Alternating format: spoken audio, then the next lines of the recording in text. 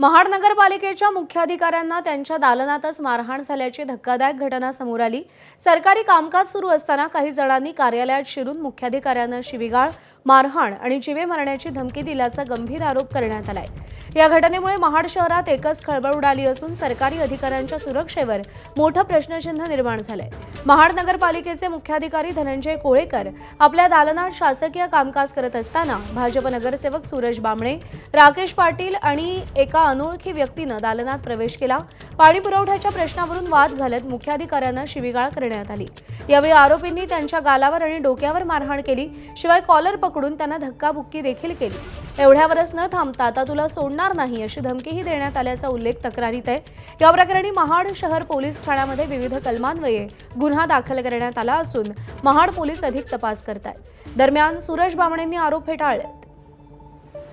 आम्ही जो त्यांच्यावरती रोष बोललो होतो की याला जबाबदार शिवसाहेब आहेत, याचा रोष ठेवून त्यांनी आमच्या अंगावरती धाव घेऊन आले। त्याच्यानंतर आमची गलपट पकडली, आम्हाला मारहाण करण्याचा प्रयत्न केला, आमच्या कानाखाली मारली आणि आमचे सहकारी मग आम्हाला सोडून तिथून ते आम्हाला छत्रीने त्याने मारले। आम्ही काय तिथे कोणत्या प्रकारची खंडणी मागण्यासाठी गेलो होतो का? आम्ही का तिथे कोणत्या प्रकारचा हप्ता मागण्यासाठी गेलो होतो का? आम्ही का तिथे कोणत्या प्रकारची कॉन्ट्रॅक्ट मागण्यासाठी गेलो होतो? आम्ही तिथे फक्त जनतेच्या मूलभूत हक्कासाठी पाणी मागण्यासाठी गेलो होतो। तर सूरज बामणे हे भाजपचे नगरसेवक आहेत।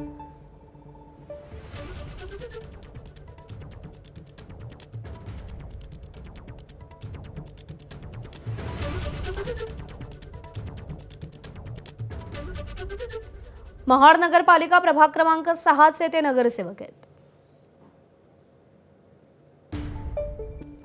कोणतीही घराणेशाही नसताना भाजपच्या तिकिटावर त्यांनी निवडणूक जिंकली आहे।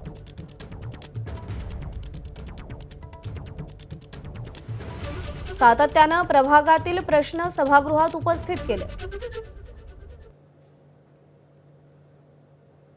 याआधी सूरज बामणेंवर कोणताही गुन्हा दाखल नाहीये।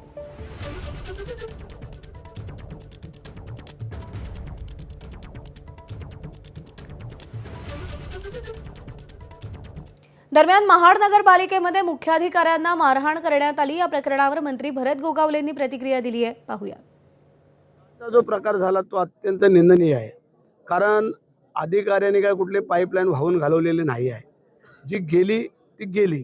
एवढ्या मोठ्या पावसामध्ये दरडी कोसळतात, रस्ते वाहून जातात, सगळं होतं, तरी पण ती जी काय पाईपलाईन गेली ना, आम्ही काम पण युद्धपातळीवर सुरू केलेलं होतं, तर त्यांनी मारण करायला नाही पाहिजे। तुम्ही समजून घ्यायला पाहिजे किंवा आमच्या सरकारकडे तक्रार करायला पाहिजे किंवा सेट अशी अडचण आहे, हे ऐकत नाहीत किंवा काय आहे हे तर तुम्ही सांगायला पाहिजे। परंतु काय त्यांनी मारझोड केली किंवा काय हे आम्हाला माहिती नाही, परंतु जे झाले ते चुकीचं झालं आणि त्याचं प्रायश्चित्त त्यांनी